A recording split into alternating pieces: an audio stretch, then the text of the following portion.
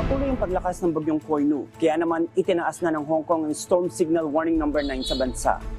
Dala nito ang hangin na may lakas na 132 kilometers per hour na posible pang umanong lalo pang lumakas ayon sa Hong Kong Observatory. Ikatlo na ito sa pinakamataas na idineklarang storm signal warning sa financial hub. Dahilan upang isara ang mga paaralan, daycare centers, gayon din ang cargo terminals, serbisyo ng ferries at base sa bansa noong Linggo, October 8. Sinundan ng bagyong Koinu ang Typhoon Seila na mayroong storm signal warning number 10 na tumama sa bansa makalipas lamang ang isang buwan.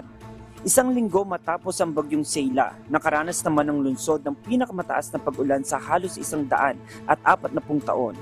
Naging sanhi ito ng malawakang pagbaha sa mga istasyon ng subway at mga mall, gayon din ang pagguho ng mga lupa.